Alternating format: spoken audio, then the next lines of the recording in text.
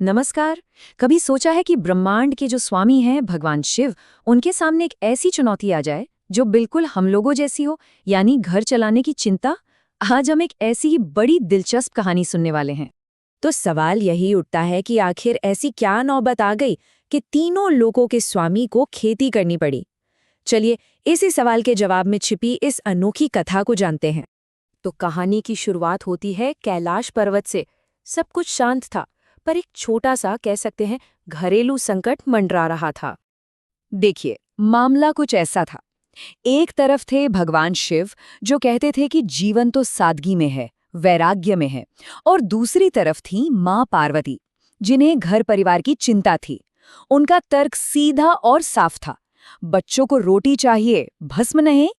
बात इतनी आगे बढ़ गई कि माँ पार्वती ने तो सीधा सीधा अल्टीमेटम ही दे दिया।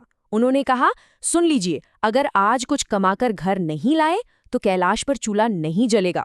अब तो भोलेनाथ को कुछ न कुछ करना ही था। और बस यहीं से शुरू होता है दूसरा पड़ाव। भोलेनाथ किसान बन गए, पत्नी का आदेश था तो वो कमाई की तलाश में धरती की ओर निकल पड़े। अब काम की तलाश में भटकते भटकते भोलेनाथ पहुंचे अपने मित्र भगवान जगन्नाथ के पास। और जगन्नाथ जी वो तो सब जानते थे। जैसे उन्होंने डमरू की आवाज सुनी, वो समझ गए कि उनका दोस्त किसी खास मकसद से ही आया है। उन्होंने मुस्कुराकर स्वागत किया। जगन्नाथ जी ने पूछा, क्या हुआ महादेव, आज यहाँ कैसे? तो भोलेनाथ ने अपनी पूरी कहानी सुना दी।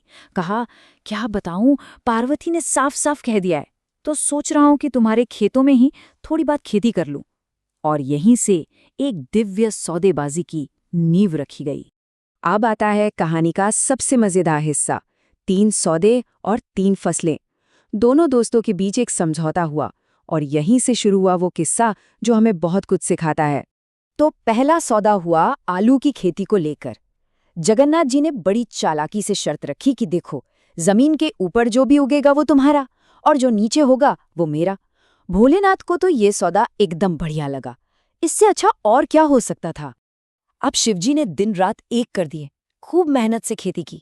पर जब फसल तैयार हुई तो नतीजा क्या निकला, जैसा कि दिख ही रहा है।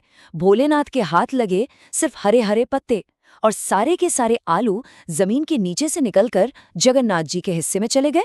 सोचिए जरा, जब भोलेनाथ पत्तों का गट्ठर लेकर कैलाश पहुंचे होंगे तो क्या हुआ होगा। माँ पार्वती ने सिर पकड़ लिया और बोली, स्वामी आप सच में कितने भोले हैं, आलू तो जमीन के नीचे होता है। और फिर उन्होंने शिवजी को वापस भेजा कि इस बार धोखा खाकर मत आना। इस बार भोलेनाथ ने भी ठान लिया कि गलती नहीं करेंगे। उन्होंने पूरी होशियारी से शर्त को पलट दिया। उन्होंने कहा, ठीक है, इस बार जमीन के नीचे का सब मेरा और ऊपर का तुम्हारा। उन्हें पक्का यकीन था कि इस बार बाजी उनके हाथ में है। पर उनके दोस्त भी तो जगन्नाथ थे।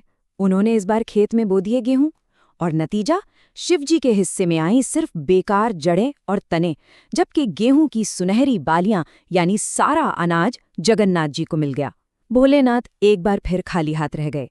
अब तो भोलेनाथ ने सोचा कि इस बार कोई गुंजाइश ही नहीं छोड़नी।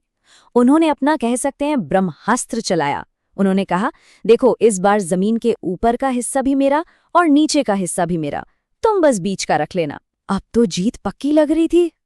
और नतीजा, जगन्नाथ जी ने इस बार बो दिया था मक्का, और मक्के के भुट्टे लगते कहाँ हैं, एकदम बीच में। तो एक बार फिर भोलेनाथ के हाथ आए सिर्फ पत्ते और जड़ें, और सारे मीठे भुट्टे जगन्नाथ जी ले गए। तो 3 बार कोशिश करने के बाद भी शिवजी खाली हाथ थे। वो निराश थे। लेकिन कहानी का असली मर्म, असली मतलब तो अब सामने आने वाला था। जिस वक्त शिवजी को लगा कि वो पूरी तरह हार गए, ठीक उसी पल वहां खुद भगवान जगन्नाथ आ पहुंचे। और वो अकेले नहीं आए थे, वो अपने साथ इस पूरी लीला का सार लेकर आए थे, इसका असली मतलब समझाने आए थे। जगन्नाथ जी ने माँ पार्वती से जो कहा वही इस कहानी का दिल है।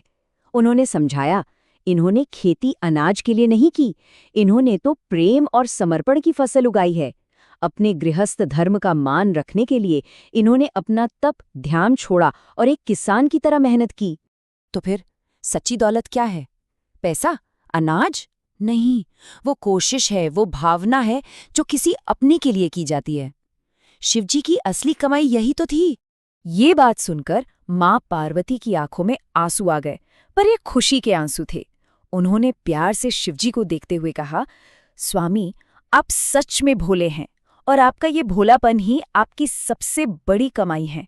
ये कहानी हमें एक बहुत गहरी बात याद दिलाती है कि सबसे बड़ा धन शायद वो नहीं जो गिना जा सके, बल्कि वो है जो महसूस किया जा सके, एक दूसरे के लिए किया गया प्रयास और प्रेम। तो चलिए इसी सवाल के साथ आज की बात खत्म करते हैं। असल में सबसे बड़ी कमाई आखिर है क्या?